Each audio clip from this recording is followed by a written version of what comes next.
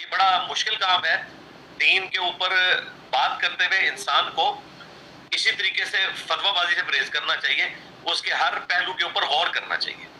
آپ دیکھیں اسی وجہ سے اب پاکستان میں بھی ڈاکٹر ذاکر نائک آئے ہیں, حالانکہ میں واحد بندہ ہوں جس نے ان کو ویلکم کہا ہے, یعنی ریلیجس پلیٹ فارمز میں سے. باقی کسی نے اس طریقے سے ویلکم نہیں کیا, اور اگر کسی نے کوئی کیا بھی ہے کسی لوکل مولوی نے, تو لوگوں نے اس کی ویڈیو کو اس طرح سیریس نہیں لیا. ہماری وہ ویڈیو آلموسٹ کوئی 4 لاکھ کے قریب لوگ دیکھ چکے ہیں, اور ہم نے اپنے تمام سٹوڈنٹس کو موٹیویٹ کیا. لیکن اس وزٹ کے دوران ان سے چند ایک ایسے بلنڈرز ہوئے ہیں کہ جو میں ایکسپیکٹ نہیں کر رہا تھا. اس کے باوجود میں یہ کہوں گا کہ وہ ایک اچھے انسان ہیں اور دین کے لیے درد رکھتے ہیں, لیکن کئی مقامات کے اوپر وہ قرآن و سنت کی روشنی میں معاملات کو صحیح طریقے سے ہینڈل نہیں کر سکتے. اور میں نے انہیں پہلے بھی مشورہ دیا تھا کہ آپ صرف تقابل ادیان کے اوپر بات کیا کریں. اگر آپ نے اس طرح کے مسائل کے اوپر گفتگو کرنی ہے تو اس کے لیے پہلے نالج حاصل کریں, اس کے بعد بات کریں.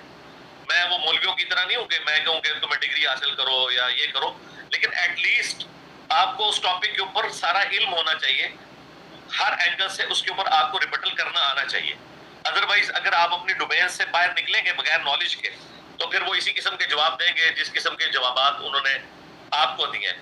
اچھا علی بھائی, میں اصل میں بزنس میں ہوں ادھر یو ایس سے تقریباً پچھلے 15-20 سال سے. جی تو میں الحمدللہ گولڈ کا میرا بزنس ہے, تو میں ایسی کوئی فگرینز کراس وغیرہ تو نہیں بیچتا. تو موسٹ ریسنٹلی مجھے یہ تھوڑا سا ایک پتہ چلا کہ جو گولڈ ہے, جس آپ صلی اللہ علیہ وسلم نے فرمایا کہ میری امت کے مردوں کے لیے سونا اور سلک حرام ہے. جی تو میرے 100% کسٹمر جو ہیں وہ نان مسلمز ہیں, ٹھیک ہے. تو اس صورت میں آپ کیا کہیں گے کہ ہم ظاہر جو گولڈ بیچتے ہیں تو نان مسلم ہے 100%, ان کے لیے کیا حکم ہے بیچنے کے بارے میں, کہ کیا میں یہ الاؤ ہے, ہم بیچ سکتے ہیں نان مسلم کو مردوں کو یا نہیں بیچ سکتے؟ اس پہ تھوڑا ڈاکٹر ذاکر نائک سے بات ہوئی تھی 2 ویک پہلے, تو انہوں نے اس کے اوپر جی سورہ مائدہ کی 2 آیات مجھے بتائی تھی. ایک منٹ رک جائے, میں جو آپ سے پوچھ رہا ہوں مجھے پہلے اس کو جواب دیں. ڈاکٹر ذاکر نائک سے فون کے اوپر بات ہوئی تھی؟ جی میرے یوٹیوب پہ پڑی ہے ویڈیو اسی طرح, یعنی کہ میں نے کوشچن کیا تھا ان سے.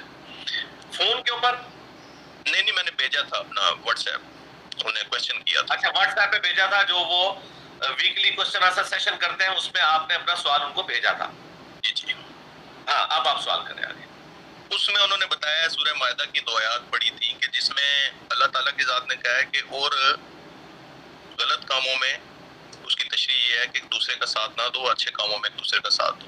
تو اگر آپ بالکل ہے نان مسلم کو, تو آپ اس کو ہیلپ کر رہے ہیں اس میں, تو اس بیس پہ انہوں نے کہا تھا یہ پرمیسیبل نہیں ہے. ایون نان مسلم کو, یہ انہوں نے اس بات کے جواب میں کہا. ہاں جی, اسی کے بعد میرے پڑھی انتہائی نان سینس بات کی ہے جی, انتہائی نان سینس بات کی ہے, کیونکہ اگر اس ڈاکٹرن کو آپ مان لیں تو دنیا میں کوئی کام بھی نہیں آپ کر سکتے. اس سے تو دنیا کا پورا نظام درم بھرم ہو جائے گا. ایسے بالکل نہیں ہو سکتا. اس کے لیے میں آپ کو پھکی دیتا ہوں, اگر یہ اس طریقے سے ایکسٹراپولیٹ کریں گے چیزوں کو, کہ سورۃ المائدہ کی آیت نمبر 2 کو فٹ کریں گے, وَتَعَاوَنُوا عَلَى الْبِرِّ وَالتَّقْوَى وَلَا تَعَاوَنُوا عَلَى الْإِثْمِ وَالْعُدْوَانِ, نیکی اور پرہیزگاری کے کاموں میں ایک دوسرے کی مدد کرو اور برائی کے کاموں میں الگ رہو.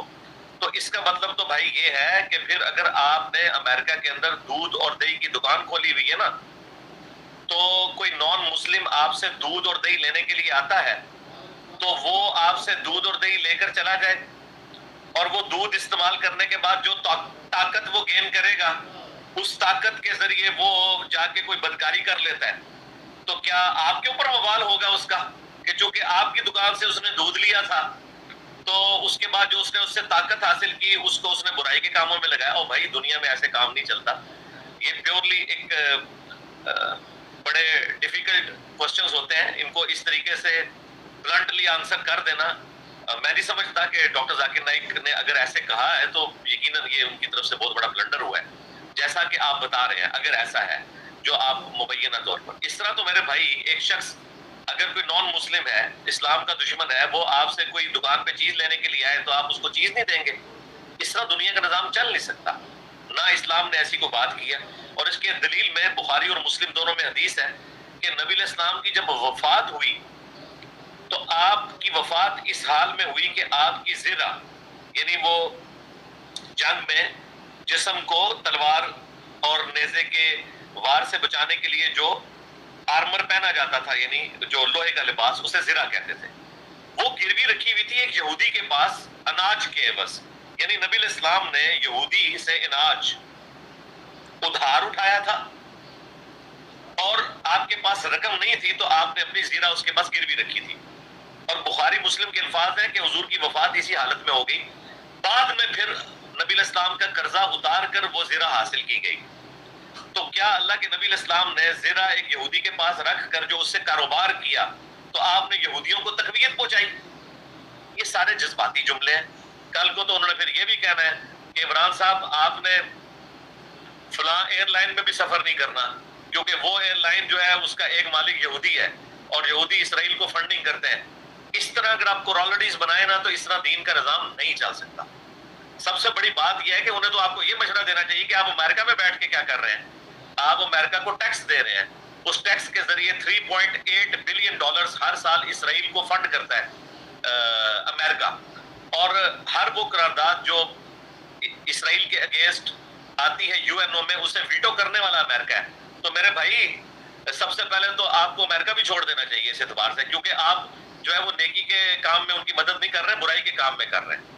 تو میرا خیال ہے اگلی دفعہ واٹس ایپ پہ آپ یہ سوال ان کو بھیجیں کہ میں امریکہ میں دکان کھول کے بیٹھا ہوں تو کیا میرے ٹیکس سے جو امریکن فوج اسرائیل کی مدد کر رہی ہے اور ہمارے 3 بڑے بڑے ملک ہڑپ کر لیے ہیں امریکہ نے، نمبر 1 عراق، نمبر 2 افغانستان جس کی کمر ہی توڑ کے رکھ دی ہے، اور نمبر 3 پاکستان، اور آپ ایران بھی اس میں شامل کر لیں. تو مجھے وہاں کاروبار کر کے امریکن گورنمنٹ کو ٹیکس دینا چاہیے یا واپس آ جانا چاہیے؟ تو عمران بھائی اب اگلا سوال تو آپ کو یہ کرنا چاہیے. اب تو وہ آپ کا سوال پیچھے رہ گیا، اب تو آپ کو اس کے لالے پڑنے چاہیے. سمجھ رہے ہیں نا میں کیا کہنا چاہ رہا ہوں؟ علی بھائی صرف میں یہ کہہ رہا ہوں کہ میں آپ کے ساتھ شاید آپ ہمارے کلاس فیلو شاید رہے اگر آپ ایف جی اسکول میں پڑھتے رہے ہیں. ایف جی میں پڑھا ہوں 7th کلاس تک. آپ نے کب ایف جی سے میٹرک کس سال میں کیا ہے؟ 92 میں. ہاں تو پھر میں یقیناً آپ کا کلاس فیل ہوں. مرزا صاحب جی مجھے اگر آپ جیلم سے ہیں تو جی میں جیلم سے ہوں الحمد. جیلم کہاں رہتے ہیں آپ؟ سر ابھی تو ہم ادھر رہتے ہیں وہ سٹی ہاؤسنگ میں. سٹی ہاؤسنگ میں. بالکل عمران بھائی آپ نے مجھے اگر پہچان لیا تو میں 7th کلاس میں ایف جی اسکول میں نے چھوڑ دیا تھا. اس کے بعد میں کمپریہنسو اسکول میں آ گیا تھا کیونکہ وہ اچانک انگلش میڈیم ہو گیا تھا. تو میں نے والد صاحب سے ریکویسٹ کی کہ میں تو انگلش میڈیم میں نہیں پڑھ سکتا کیونکہ 7 کلاسیں میں نے اردو میں کی ہیں.